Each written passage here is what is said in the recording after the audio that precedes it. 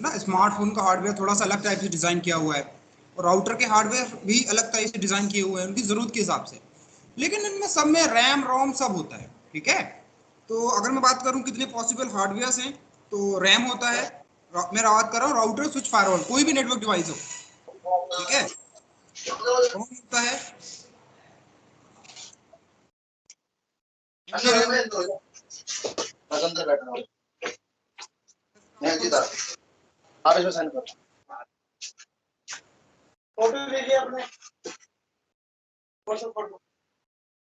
Processor होता है,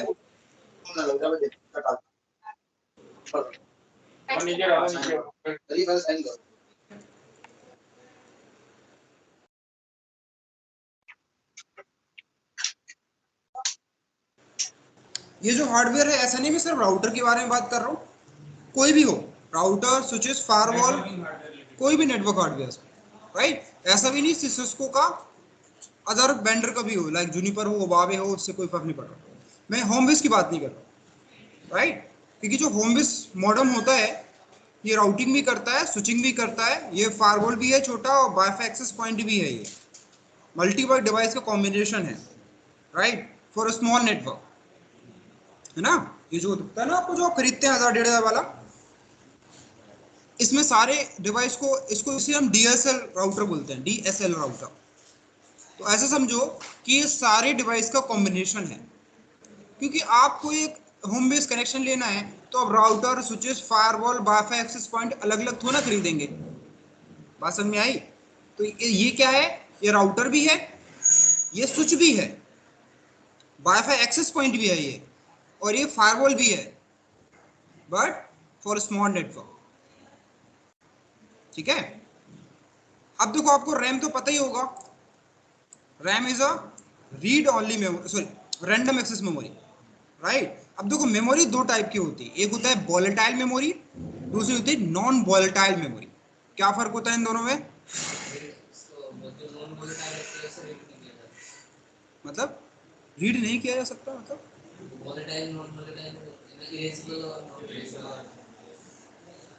ऐसे समझो आप, जो हमारे वॉलेटाइल मेमोरी होती है उसमें जब तक पावर रहेगा उसमें मेमोरी रहेगी, पावर डाउन मेमोरी गई।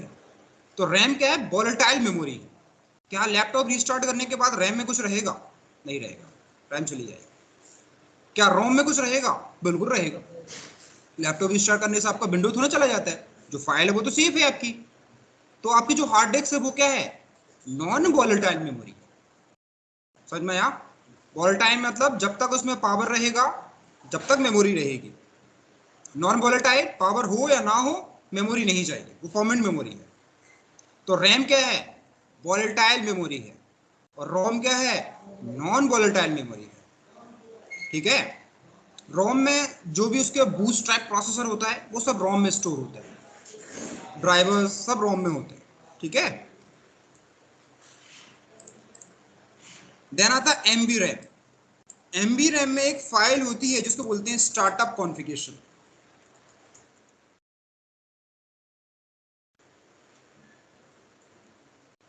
किसमें होती है ये?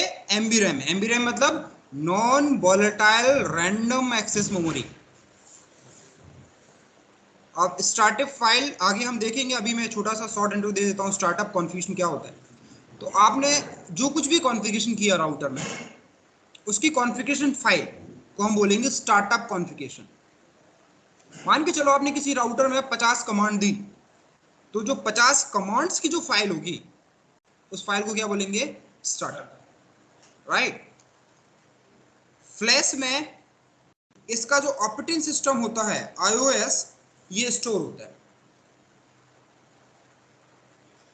तो राउटर में फ्लैश निकालो, मैं निकाल बता देता हूँ। ये जो राउटर रखा हुआ है ऊपर, हाँ ये आपने हाथ लगाया, उसमें एक बगल में एक बटन होगा, उसको प्रेस करो ऊपर, हाँ कोई दूसरा राउटर देख लो, उसमें जो बटन होगा उसको प्रेस करो, फ्लैश बाहर आ जाएगा, देखा? ठीक है, ये फ्लैश कार्ड है, this is the flash card, right. इसी फ्लैश कार्ड में है ना आपका जो ऑपरेटिंग सिस्टम होता है ना, ऑपरेटिंग सिस्टम कौन सा हुआ है सिस्को का? आईओएस। Interconnection operating system. हर वेंडर की खुद के ऑपरेटिंग सिस्टम होते हैं। जैसे सिस्को आईओएस रन करता है, उसी तरह जूनिपर एक अलग वेंडर है, वो जुनोस रन करता है। हुआवे का खुद का ऑपरेटिंग सिस्टम है, ठीक है। हमारे लैपटॉप में क्या होता है, एक ही हार्ड डिस्क होती है, उसी में आपकी ऑपरेटिंग सिस्टम भी स्टोर होता है, उसी में आपका फाइल भी स्टोर होती है, सब कुछ उसी के अंदर है। लेकिन राउटर के केस में अलग अलग टाइप की मेमोरी है, राइट। जैसे एक टाइप, अगर एक मेमोरी क्रैश होती है तो वो दूसरी मेमोरी पे इंपैक्ट नहीं डालेगा, राइट, क्योंकि इनको हम मल्टी मॉड्यूलर डिजाइन करते हैं। आपका जो लैपटॉप है ना, ये सिंगल मॉड्यूलर डिजाइन है। सिंगल मॉड्यूलर डिजाइन का मतलब क्या होगा कि अगर इसमें कोई भी प्रोसेस डाउन होती है, पूरा ऑपरेटिंग सिस्टम क्रैश होगा। बात समझ में आई। पर जो नेटवर्क हार्डवेयर के जो हार्डवेयर डिजाइन होता है और ओएस डिजाइन है, उसका मल्टी मॉड्यूलर डिजाइन कहलाते हैं उसको। बात समझ में आई, मल्टी मॉड्यूलेटर डिजाइन। इसका मतलब है कि अगर कोई प्रोसेस डाउन होती है या फिर कोई हार्डवेयर डाउन होता है, तो वो मॉड्यूल डाउन होगा, ना कि पूरा हार्डवेयर डाउन होगा। बात समझ में आई। देखो मैं बहुत इजी लैंग्वेज से समझा देता हूँ मैं आपको। मान के चलो कि एक पानी का टैंकर है, एक टैंकर है, इसमें पानी भरा हुआ है।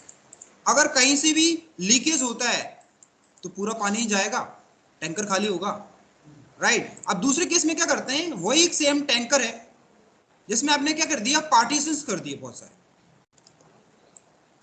यहाँ पे पानी भरा हुआ है। अब मान के चलो कि यहाँ पे कोई एक पार्टीशन लीक करता है, तो वो वाला पार्टीशन डाउन होगा ना, बाकी थोड़ा डाउन होंगे। बात समझ में आई। इसको बोलते हैं मल्टी मॉड्यूलर डिजाइन, ठीक है।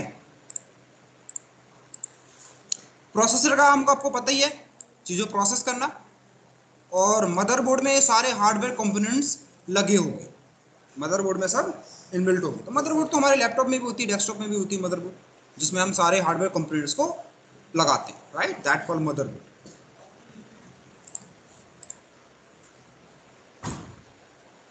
देखो, और अब हम बात करते हैं boot system, boot processor of the router. कि बूट का मतलब क्या है, कि जैसे ही राउटर को पावर ऑन करेंगे तो राउटर बूट कैसे करेगा, चालू कैसे होगा, राइट। इसको उसी में लगा देना वापस।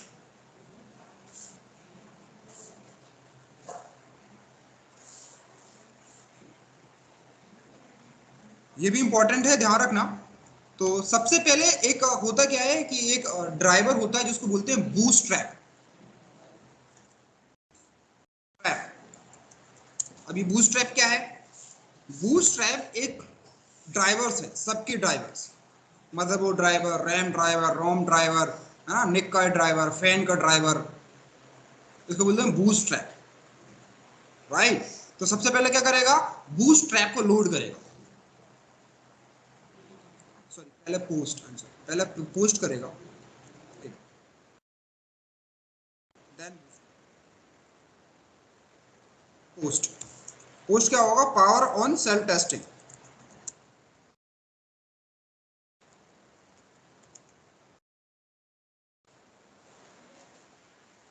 देखो पोस्ट हर एक हार्डवेयर करता है, आपका लैपटॉप भी पोस्ट करता है। तो पोस्ट क्या है, पोस्ट में वो ये चेक करता है कि सारे हार्डवेयर कंपोनेंट्स काम कर रहे हैं कि नहीं कर रहे। आपका रैम काम कर रहा है, रोम काम कर रहा है कि नहीं कर रहा, है ना, मदरबोर्ड काम कर रहा, प्रोसेसर काम कर रहा है कि नहीं कर रहा, सारी चीज़ों को वो चेक करता है। आपका लैपटॉप भी पोस्ट करता है, आपका स्मार्टफोन भी पोस्ट करता है, कोई भी नेटवर्क, कोई भी डिवाइस हो, कोई भी हार्डवेयर हो, वो पोस्ट करता है। ऐसे समझो पोस्ट को कुछ कि आप सुबह उठे, चेक कर रहे हैं कि दोनों हाथ हैं कि नहीं है, पैर है कि नहीं है, नाक कहीं चली तो नहीं गई मेरी, राइट। तो सब कुछ चेक कर रहा है, दैट कॉल पोस्ट, ठीक है। बूटस्ट्रैप को लोड किया, देन क्या करेगा, लोड बूटस्ट्रैप। थर्ड प्रोसेस करेगा वो, आईओएस को कॉपी करेगा। आईओएस कहाँ स्टोर है, फ्लैश में स्टोर है। तो क्या करेगा, फ्लैश से आईओएस को उठाएगा और रैम में रन करा देगा। देखो जो भी चीज ओपन है वो रैम में रन कर रही है। जैसे मैंने अभी पैंट ओपन कर रखा है, पैंट ओपन है, इसका मतलब है वो रैम में रन कर रहा है। जब भी किसी सॉफ्टवेयर पे आप क्लिक करते हैं तो क्या होता है, वो रोम से उठ के रैम में आता है, और जो चीज रैम में रन कर रही है वही एग्जीक्यूट हो रही है। मैं जैसे इस पेंट को क्लोज करूंगा तो रैम से ये चला जाएगा। जैसे मैं ब्राउजर ओपन करूंगा तो क्या हो रहा है, वो हार्ड डिस्क से उठ के रैम में कॉपी हो रहा है, राइट। उसी तरह ये क्या करेगा, copy from flash to RAM. समझ में आया? फ्लैश से उठाया, रैम में रन करा दिया।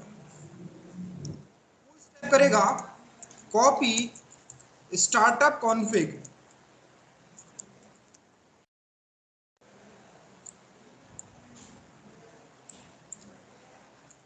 From VRAM to RAM.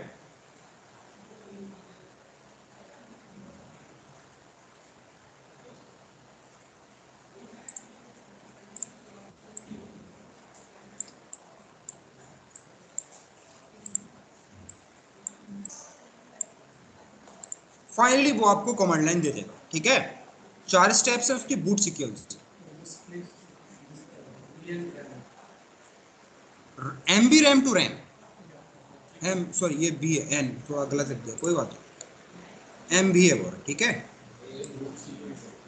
हाँ, कि राउटर बूट कैसे करेगा। राउटर से मतलब नहीं, चाहे स्विच हो चाहे राउटर हो, ठीक है, चाहे फायरवॉल भी हो, सिस्को की बात कर रहा हूँ।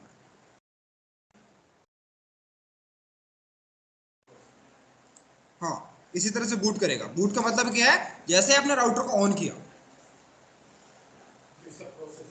ये प्रोसेस है, किस तरह से वो बूट करेगा, मतलब ऑन होगा, ये स्टेप्स करेगा।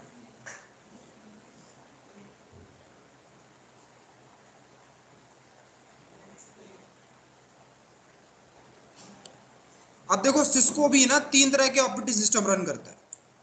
एक होता है iOS, दूसरा होता है iOS XR, तीसरा होता है NX OS।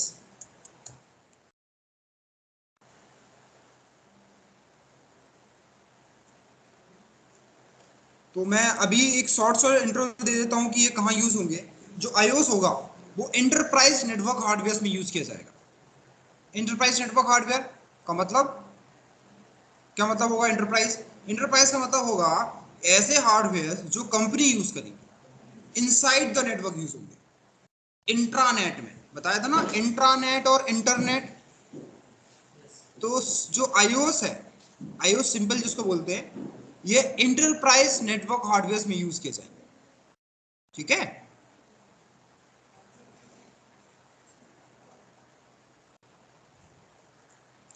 और दूसरा हमारा iOS XR सीरीज, ये सर्विस प्रोवाइडर राउटर जो होते हैं ISP राउटर, उसमें यूज किया जाएगा। ISP राउटर, ठीक है, मतलब कि इंटरनेट में जो राउटर यूज हो रहे हैं उसमें कौन सा iOS रन होगा? iOS XR। और जो NX OS होता है, ये डेटा सेंटर जो होता है, नाम आपने सुना ही होगा डेटा सेंटर। डेटा सेंटर्स के जितने हार्डवेयर होते हैं उनमें सिस्को NX OS रन करता है।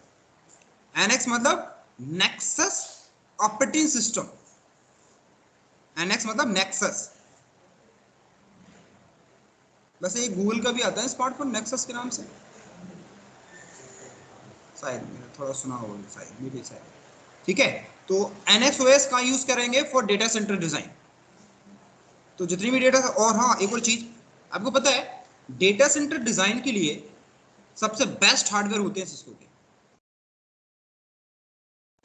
बट आपको पहले बताया था कि ISP राउटर में बेस्ट नहीं है सिस्को। ISP के लिए और भी वेंडर है।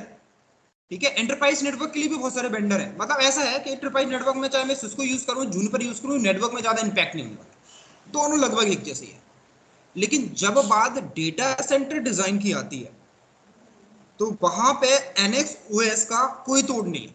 ऐसा समझो कि सेकंड कॉम्पिटिटर है ही नहीं उसका, मतलब इससे बेस्ट हार्डवेयर बनाने वाली कोई कंपनी नहीं डेटा सेंटर डिजाइन।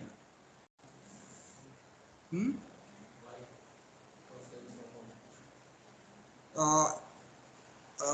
इसका जो रीजन है ना, इसके OS में ही है, उसके हार्डवेयर में है।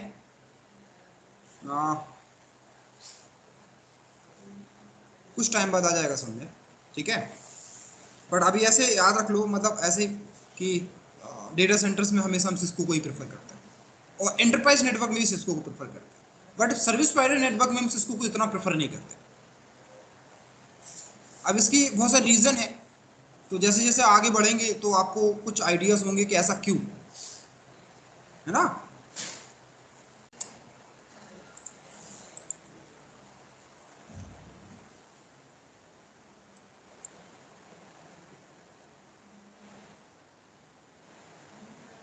अब मेरा एक छोटा सा बहुत सिंपल सा क्वेश्चन है कि आप जब भी कोई लैपटॉप या हार्डवेयर खरीदने जाते हैं तो आप अपनी जरूरत के हिसाब से खरीदते हैं, है ना। जैसे आपका स्मार्टफोन है तो 2 GB वाला भी आएगा, 4 GB वाला आएगा, 8 GB आएगा, 12 GB का, राइट। अब एक 2 GB स्मार्टफोन और 12 GB के स्मार्टफोन में क्या फर्क है? Speed, right.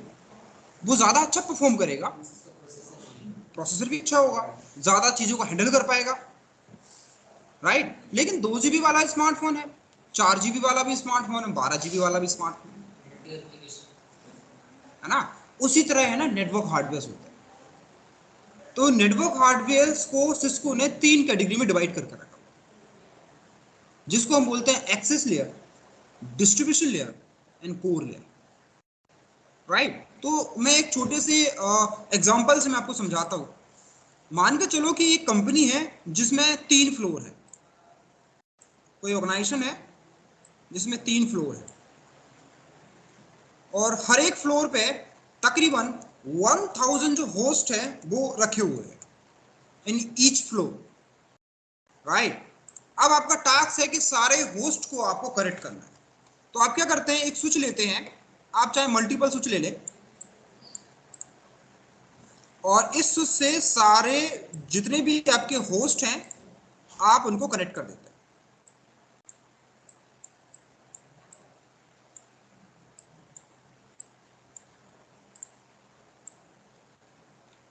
ठीक है।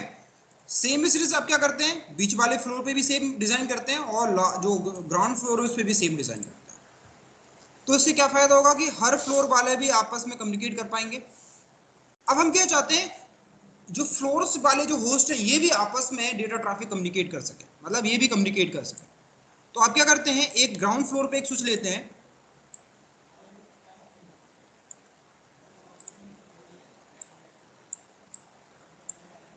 और इस स्विच से क्या करते हैं, सारे फ्लोर के जितने भी स्विचेस हैं इनको आप कनेक्ट कर देते हैं कुछ इस तरह से।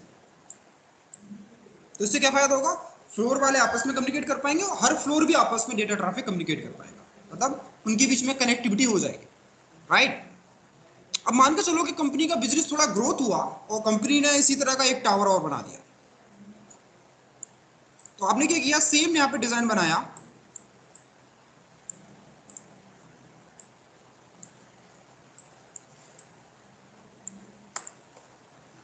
आपने ग्राउंड फ्लोर पे स्विच लिया,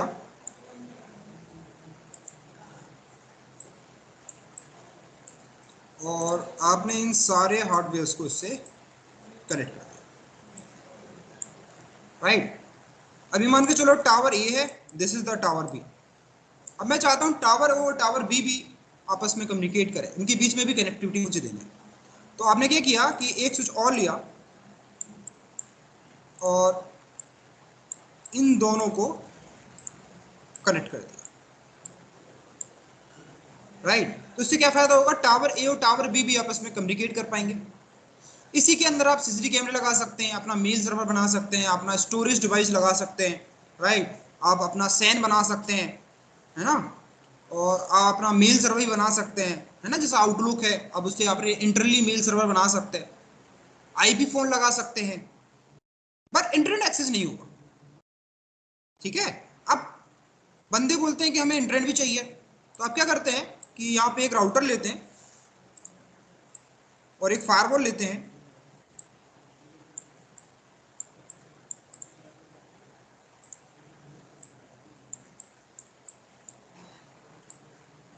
और इसको क्या करते हैं, इंटरनेट से कनेक्ट कर देते हैं, आईएसपी से कनेक्ट कर देते हैं। तो सारे यूजर क्या होंगे, इंट्रानेट और इंटरनेट दोनों का एक्सेस कर पाएंगे, राइट। इंट्रानेट और इंटरनेट दोनों को एक्सेस कर पाएंगे। समझ में आया, बहुत सिंपल नेटवर्क डिजाइन है। अब now think about this switch, ये स्विच कितने यूजर के ट्रैफिक को हैंडल कर रहा है, 1000, ये भी 1000, ये भी 1000, right. Now think about this switch, ये कितनी यूजर के ट्रैफिक हैंडल कर रहा है? 3000।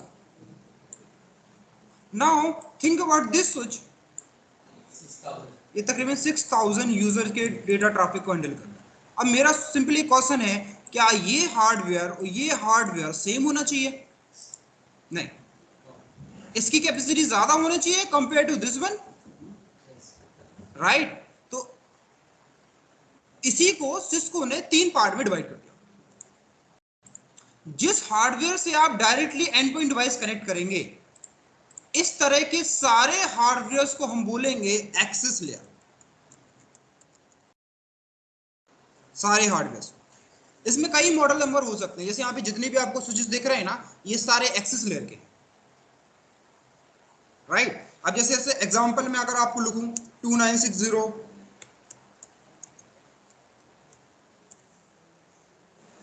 3560, ये सारे मॉडल नंबर हैं एक्सेस लेयर के। इस तरह का जो कनेक्शन होगा एक्सेस लेयर, क्या ये जो कनेक्शन बनेगा था एक्सेस लेयर का? हाँ, मतलब ये हार्डवेयर जिससे एंड पॉइंट डिवाइस कनेक्ट कर रहा हूँ, ये डिवाइस एक्सेस लेयर का है। ऐसा समझो, एक्सेस लेयर किसको बोलेंगे हम?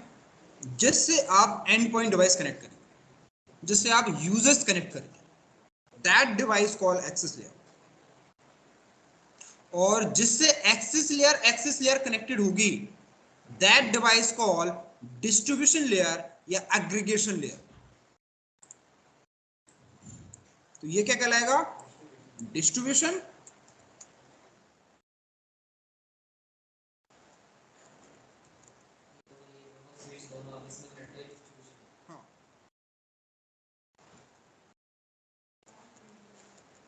Sometime called as aggregation. दोनों एक ही चीज है, डिस्ट्रीब्यूशन लेयर और एग्रीगेशन लेयर। एग्जांपल में जैसे 65000 सीरीज,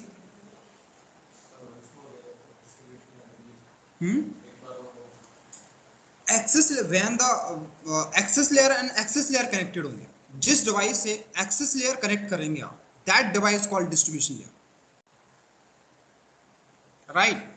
और जहां पे डिस्ट्रीब्यूशन कनेक्टेड होंगे, that device called core layer, right. तो ये जो ऊपर लगा हुआ है स्विच, ये क्या कहलाएगा? कोर लेयर का स्विच है। ये दोनों उसके बिल्कुल, दोनों डिस्ट्रीब्यूशन है, राइट। कोर लेयर में एग्जांपल आ जाएगा जैसे nexus series, 9K series, 8K series,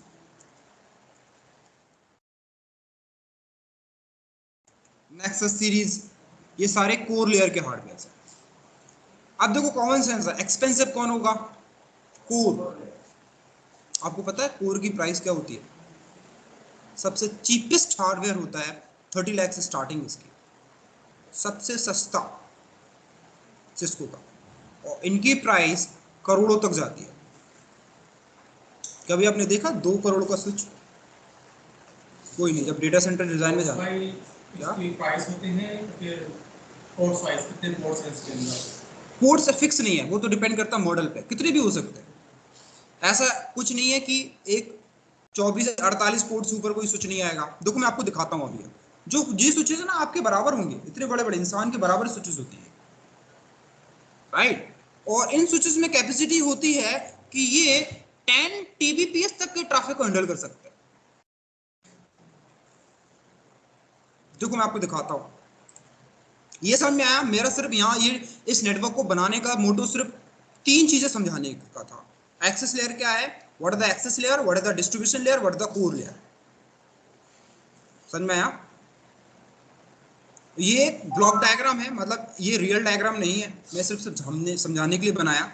ये एक्चुअली डायग्राम नहीं होगा, राइट। क्यों नहीं हो सकता? अगर मान के चलो कि ये लिंक डाउन हो जाए तो दोनों के बीच में कनेक्टिविटी गई, तो हम ऐसा नेटवर्क डिजाइन बनाएंगे क्या एक हार्डवेयर या लिंक के डाउन होने से मेरा नेटवर्क ही डाउन हो जाए?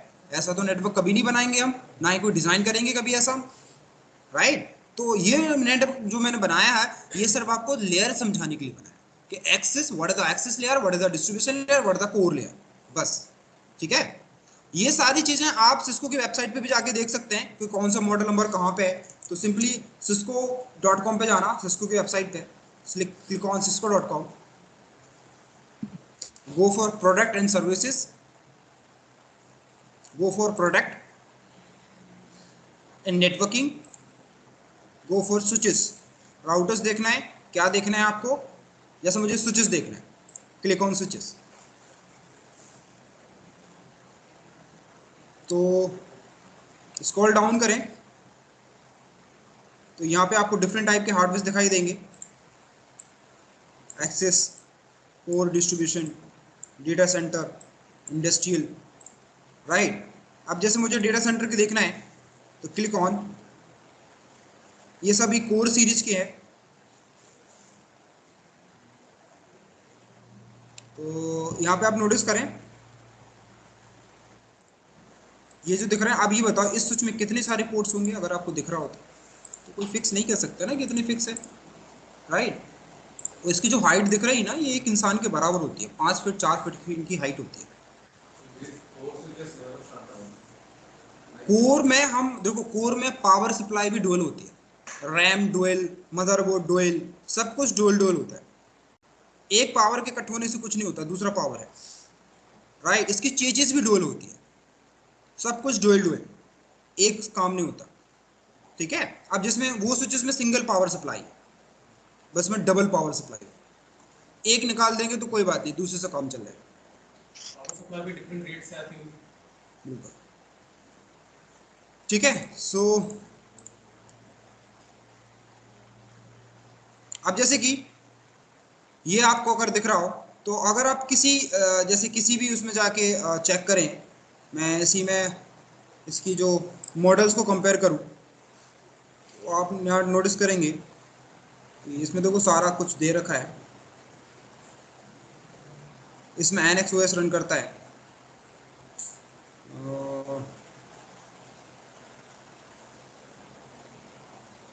जैसे हम किसी भी एक इसको ले लेते हैं,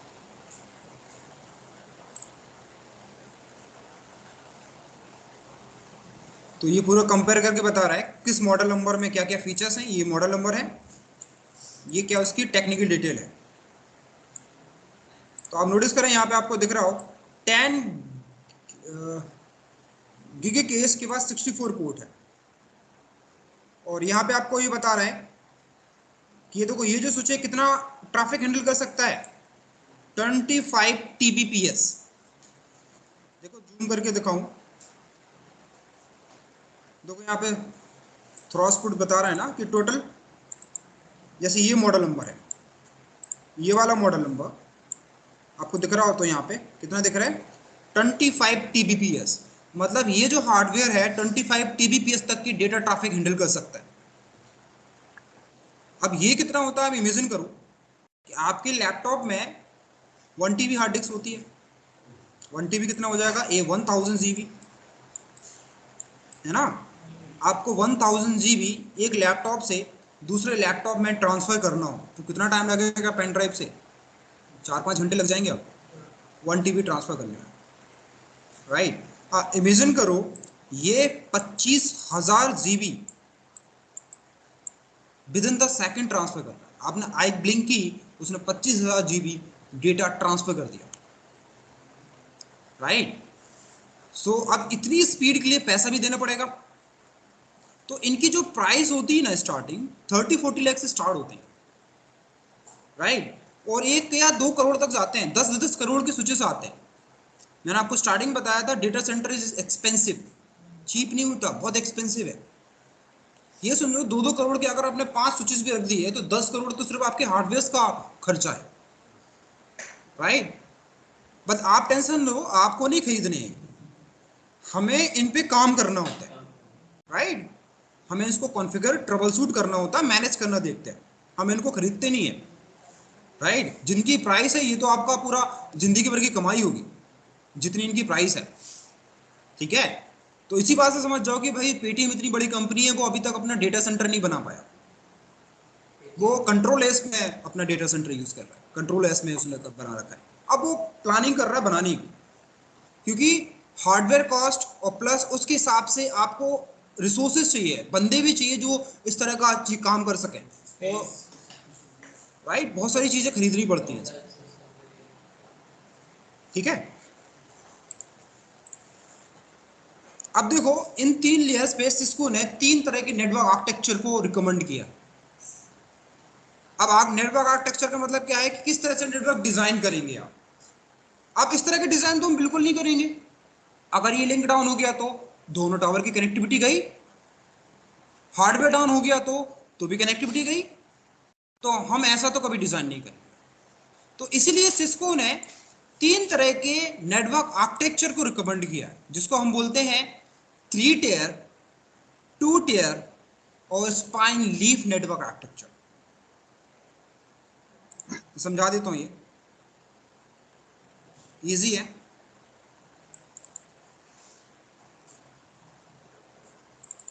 पहले आते हैं हम 3 टियर पे। ये आपको दिख रहा है ना, इस तरह का नेटवर्क डिजाइन को बोलते हैं हम 3 टियर नेटवर्क आर्किटेक्चर। 3 टियर का मतलब है कि इसमें कोर भी होगा, डिस्ट्रीब्यूशन भी होगा और एक्सेस भी होगा। That call 3 tier network architecture. और सारे आपस में इंटरकनेक्टेड होंगे। इससे क्या फायदा होगा कि अगर मेरा एक हार्डवेयर डाउन हो जाता है या एक मेरी लिंक डाउन हो जाती है तो भी मेरे नेटवर्क को फर्क नहीं पड़ता, वो काम करता रहेगा। राइट? क्या नहीं, जो बस टोपोलॉजी वगैरह होती है ना, ये स्विच के अंदर की आर्किटेक्चर है, वो बाहर का नहीं। ठीक है, सो 3 टियर का मतलब क्या होगा, तीनों लेयर्स होंगे, एक्सेस, डिस्ट्रीब्यूशन एंड कोर, और सारे आपस में इंटरकनेक्टेड होंगे।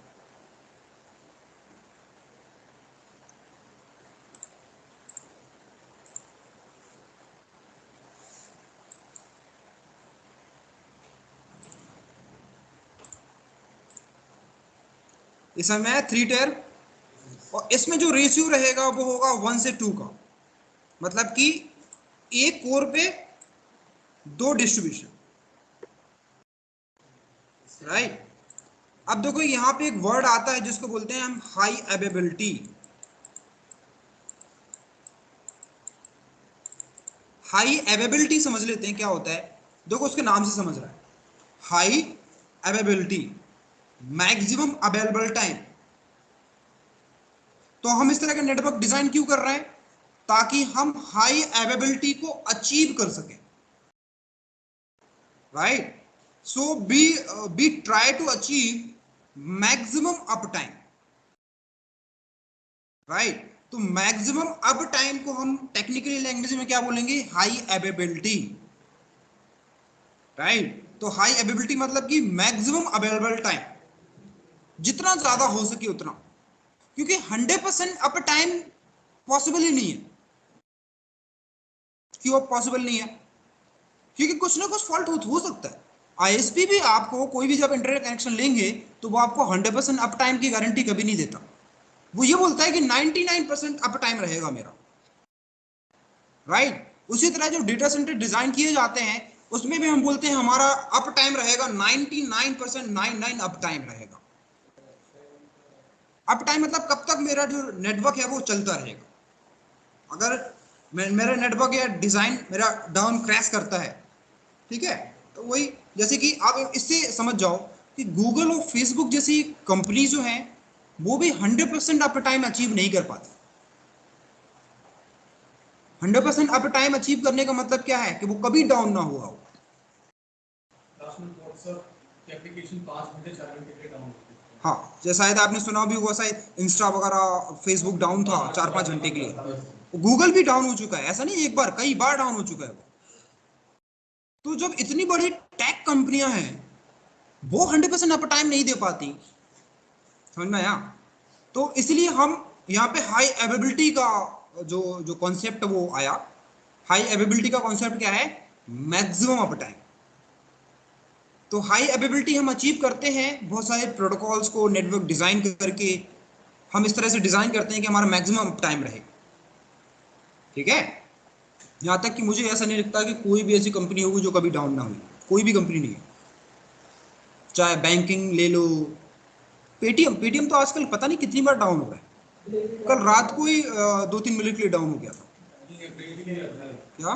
बैंकिंग एप्लीकेशन भी होती है, वो भी डाउन होती है। इवन दो ऑल्टरनेट डेज पे होती है।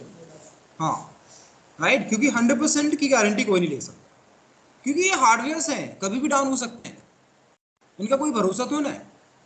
वैसे भरोसा तो होता है, लेकिन कभी कभी है ना, मैक्सिमम जो डाउन टाइम होता है ना, वो इन ह्यूमंस एरर के कारण होता है, इंसानों की गलती के कारण।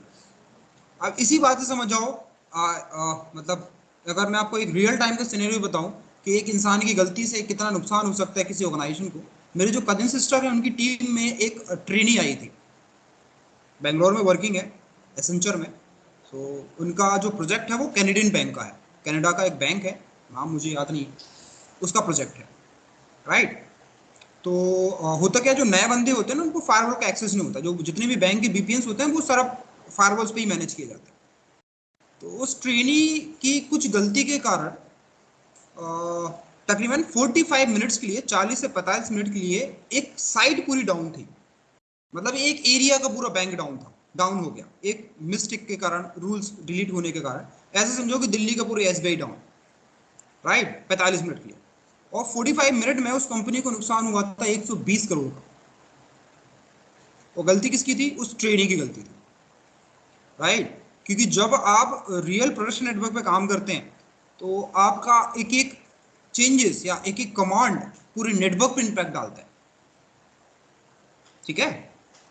तो मैक्सिमम जो हमारा डाउन टाइम होता है, आधे से ज्यादा ह्यूमंस एरर के कारण होता है, इंसानों की गलती के कारण, ठीक है। क्योंकि हम इंसान हैं, गलती तो करते ही हैं, मशीन तो ना है कि हम 100% एक्यूरेट रहेंगे हम, राइट।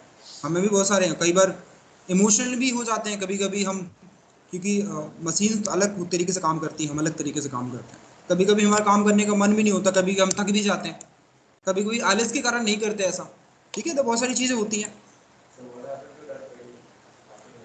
उसको फायर कर दिया, क्या होगा इससे? वो आपको पता है कि एक टर्म्स होता है जिसको बोलते हैं SLA, इसका नाम सुना है आपने? Service level agreement. तो सर्विस लेवल एग्रीमेंट बहुत इजी समझा देता हूँ। सर्विस प्रोवाइडर और क्लाइंट के बीच में किया हुआ एक एग्रीमेंट, राइट, जिसमें कुछ चीजों पे दोनों मतलब एग्री करते हैं। जैसे कि SBI का प्रोजेक्ट लिया TCS ने, तो SBI एंड TCS के बीच में SLA साइन किए जाएंगे, राइट, जिसमें SBI बोलेगा अगर मेरा बैंक का नेटवर्क डाउन हुआ तो पर मिनट का इतना चार्ज लूंगा मैं। बात समझाई? तो अगर SBI नेटवर्क डाउन होता है तो उसका फाइन किसको देना पड़ेगा? TCS को देना पड़ेगा। उसी तरह सर्विस प्रोवाइडर और कस्टमर के बीच में भी किया जाता है एग्रीमेंट। तो जब भी कोई कंपनी अपना प्रोजेक्ट देती है किसी दूसरी कंपनी को, तो वो SLA साइन करते हैं। उस SLA में सारी चीजों को प्री डिफाइन करके रखते हैं, ताकि बाद में लड़ाई ना हो गया, भाई तुमने ऐसी तो बात की नहीं थी, मैंने दूंगा ऐसा ना। तो ऐसा लड़ने का काम नहीं होता वहाँ। सभी चीजें एग्रीमेंट के साथ करते हैं, सब रूल्स डिफाइन हो जाते हैं कि अगर ऐसा होता तो क्या होगा, अगर ऐसा होता तो क्या होगा। तो सारी पॉसिबिलिटीज को साइन कर लेते हैं इसमें, टोटल जितनी पॉसिबिलिटीज है, ठीक है। अब देखो, मान के चलो किसी कंपनी के पास ज्यादा पैसा नहीं है, वो कोर डिस्ट्रीब्यूशन को अफोर्ड नहीं कर सकता, तो सिस्को ने दूसरे नेटवर्क आर्किटेक्चर उसको रिकमेंड किया, जिसको बोलते हैं 2 tier network architecture. 2 tier network architecture में क्या होगा, कोर और डिस्ट्रीब्यूशन को मिक्स कर देंगे, ठीक है। मतलब कोर और डिस्ट्रीब्यूशन अलग अलग नहीं लेंगे आप, एक ही होगा, और सीधे क्या कनेक्ट हो जाएंगे फिर? एक्सेस। तो इस तरह के नेटवर्क डिजाइन को क्या बोलेंगे हम? 2 टियर नेटवर्क आर्किटेक्चर। समझ में आया? 2 टियर नेटवर्क आर्किटेक्चर, वो सारे आपस में कनेक्टेड भी होंगे, सारे आपस में क्या होंगे? इंटरकनेक्टेड होंगे, कुछ इस तरह से, ठीक है। मैं आपको इमेज भेज दूंगा, डोंट वरी। PDF इसमें अब आते हैं हम थर्ड नेटवर्क आर्किटेक्चर पे, जिसको बोलते हैं leaf spine network architecture. Leaf spine network architecture, ये बेसिकली डेटा सेंटर में यूज किया जाता है। इसमें जो मिनिमम रेशियो रहेगा कोर डिस्ट्रीब्यूशन का वो 1 से 3 से ऊपर रहेगा, मिनिमम 1 to 3। तो यहाँ पे रेशियो क्या है, 1 to 6 का रेशियो है। एक कोर पे 6 डिस्ट्रीब्यूशन है और सारे कोर डिस्ट्रीब्यूशन आपस में इंटरकनेक्टेड होंगे। तो आप नोटिस करें कि हर कोर से सारे डिस्ट्रीब्यूशन कनेक्टेड है। तो इससे क्या फायदा होगा, किसी एक हार्डवेयर के डाउन होने से, लिंक के डाउन होने से मेरा नेटवर्क स्लो जरूर हो जाएगा पर डाउन नहीं होगा।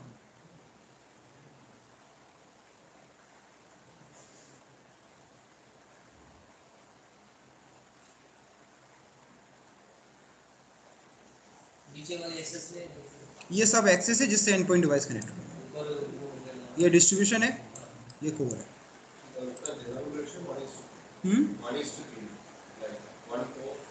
Minimum 1 to 3 ratio, minimum ratio. इसमें वन कोर है। इसमें एक कोर पे 6 डिस्ट्रीब्यूशन है, देखो 1 कोर पे 6 है। 1:3 मिनिमम रेशियो। 3 टियर, हाँ 1:2, हाँ 1:1 या 1:2। 2 टायर है सेम रेशियो 1 to 2। और लीप स्पाइन मिनिमम रेशियो है 1 to 3, मैक्सिमम कुछ भी हो सकता है। और 1 to 10 कर दो, ज्यादा पैसा है तो 15 कर दो।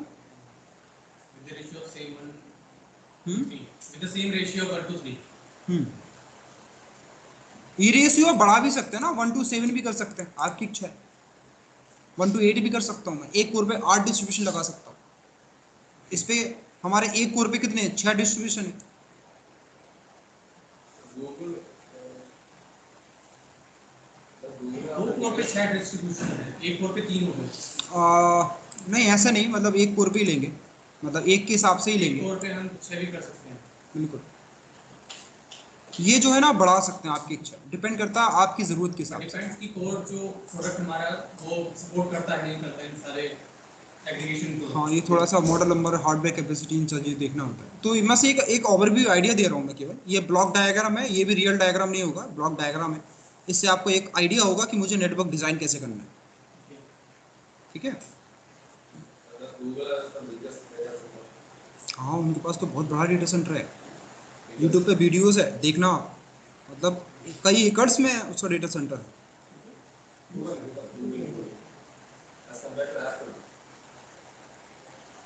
एप्पल का डेटा सेंटर नहीं है इतना बड़ा, एप्पल क्लाउड कहाँ यूज करता है, मतलब उतना नहीं है उसका, बहुत सबसे बड़ा गूगल से बड़ा किसी का नहीं है।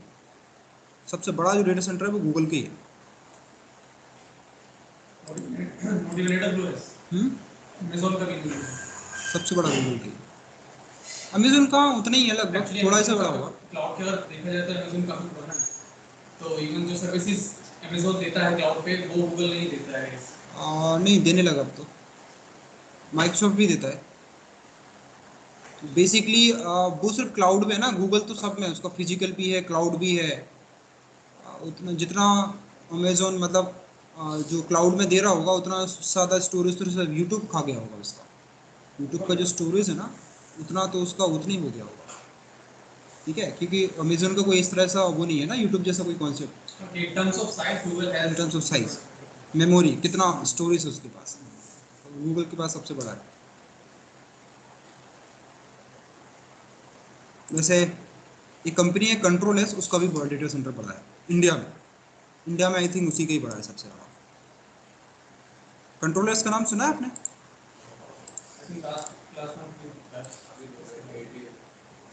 ऐसे कई क्लाइंट्स को ले रखा है, आप सिंपली सर्च कर लो। देखो उसके नाम से ही समझ में आ रहा है कंट्रोल एस। कंट्रोल एस से क्या करते हैं, सेव ही करते हैं, इसलिए उसने अपनी कंपनी का नाम ही कंट्रोल एस रख दिया। ठीक है, ये यहीं पे आ गया control S, this is the organization. और अच्छी बात ये है कि ये इंडिया में है, ये कंपनी भी इंडियन ही है और ये इंडिया में ही पूरा उसका डेटा सेंटर है। ये शायद इंडिया का नहीं, आई थिंक एशिया का लार्जेस्ट, हाँ एशिया का सबसे बड़ा डेटा सेंटर है इसके पास। ये देखो ऊपर ही लिखा है ना इसने, मुझे तो इंडिया का पता था, लेकिन ये तो बोल रहा है कि एशिया का सबसे लार्जेस्ट रेटेड, मतलब हाई क्वालिटी, मतलब जिसमें ऑर्गेनाइजेशन ले सकती है। तो डेटा सेंटर के भी रेट्स होते हैं, रेट 3, रेट 2, रेट 5, ठीक है। क्या world world first US GBC platinum certified certification level हुआ ना ये। बट ये वेंडर नहीं है, ये डेटा सेंटर बनाता है। ये कंट्रोल है सिस्को के हार्डवेयर यूज करेगा अपना डेटा सेंटर बनाने के लिए। ये खुद के लिए नहीं यूज करता, ये बेचता है। सुनाया? हाँ, ऐसे समझो कि एक बंदे ने बड़ी सी बिल्डिंग बना ली, 50 फ्लैट निकाल दिए। अब उस कस्टमर ढूंढ रहा है कि भाई इतनी अच्छी फ्लैट्स आपको ना मिलेंगे कहीं पर, सारी सर्विसेज मिलेंगी इसमें आपको। तो हार्डवेयर भी डिस्ट्रीब्यूट करता, क्लाउड सर्विसेज भी देता। नहीं नहीं, ये हार्डवेयर नहीं बनाता, ये सिर्फ डेटा सेंटर है इसका। बाकी कंपनी को डेटा सेंटर बेचता है ना। जैसे बोल सकता है अगर आपको डेटा सेंटर चाहिए तो आप बताओ, मैं आपको क्लाउड में दे देता हूँ। जैसे पेटीएम है, पेटीएम को डेटा सेंटर चाहिए तो उसने क्या किया, कंट्रोल एस में अपना डेटा सेंटर बनाया। तो वो पेटीएम सिर्फ रेंट देता है उसको, कोई हार्डवेयर नहीं उसका, ठीक है, ऐसा कुछ।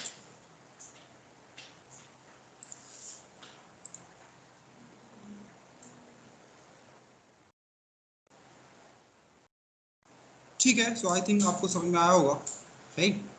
मुझे लगता है इसमें सफिशिएंट है।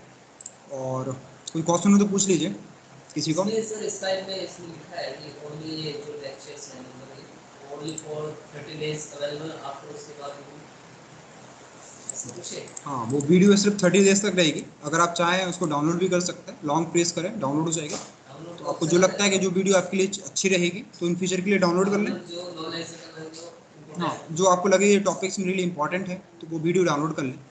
नहीं तो वो 30 डेज तक रहेगी, 30 डेज चली जाएगी।